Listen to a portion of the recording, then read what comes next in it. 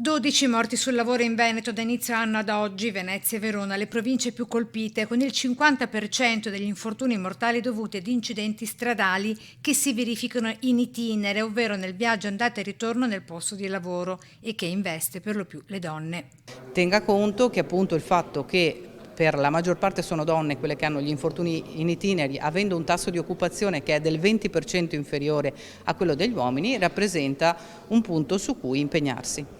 Con il settore delle edilizie e costruzioni diverse, le aree lavorative collocate tra le più pericolose. Abbiamo il metalmeccanico che ha avuto diversi morti, l'agricoltura e poi altri settori. Purtroppo è un ripetersi di settori particolarmente pericolosi.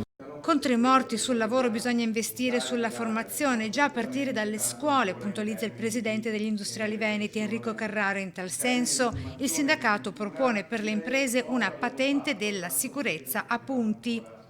Si tratta di un meccanismo che il sindacato chiede da tempo, che vada a valutare gli incidenti che avvengono nelle imprese e che penalizzi quelle in cui avvengono il maggior numero di incidenti o incidenti più gravi. E quanto emerso oggi al Palazzo Grandi Stazione a Venezia nel corso della firma del nuovo piano strategico regionale 2021-2023 per la tutela della salute e sicurezza sul lavoro, per il quale la nostra regione ha stanziato 7,5 milioni derivanti dalle sanzioni comminate alle imprese. Noi come ANCE vorremmo essere esempio di un'impresa che fosse impresa qualificata, perché riteniamo che il costruire non sia solo una questione di PIL, di economia, che non è certo né un limite né un difetto, perché facciamo un terzo del PIL nazionale, ma riteniamo che costruire passi anche attraverso il benessere, che deve essere primario anche all'interno delle nostre aziende.